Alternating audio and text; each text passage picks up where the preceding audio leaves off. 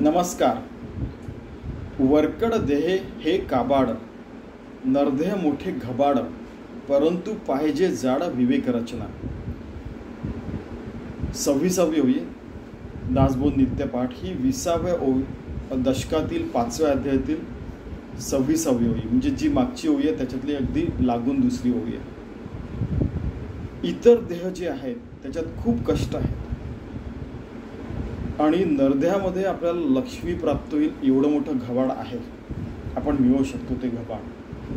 परंतु आपल्याला विवेक रचना जाड केली पाहिजे, म्हणजे आपली विवेक रचना सर्व गोष्टींवर हावी व्हायला पाहिजे. इतका असत विवेक पाहिजे, आपली बुद्धी इतकी तीक्ष्ण पाहिजे.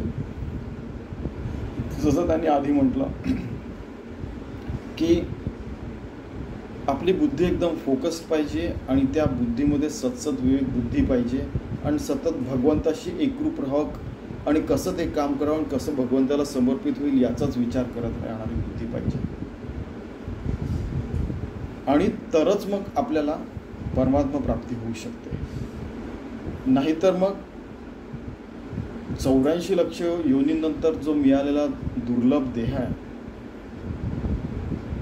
असे प्रॉपर भगवंताकडे डायरेक्टेड केलेले आपण कष्ट नाही घेतले तर आपला जन्म वायाच आहे, असं ते आपल्याला सावध करता येतं. आपली विवेक रचना सतत विवेक बुद्धी सतत जागृत पाहिजे आणि मग आपलं प्रत्येक कर्म भगवंताला समर्पित होईल, आपलं जीवन एकदम धन्य होऊन जाईल. आणि असं सगळ्यांनी केलं तर मग आनंदवन भवन निर्माण होईल. बघा, त्यांचं पण एक स्वप्न होतं.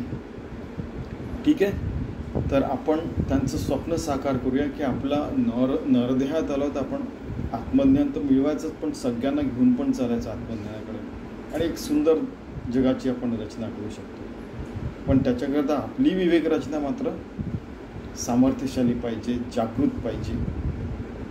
ठीक आहे, तर असं आपण 24 तास भगवंताच्या सेवेत विवेकामध्ये राहू, जीवन जगूया, समर्थांनी जसं सांगितलं तसं. धन्यवाद.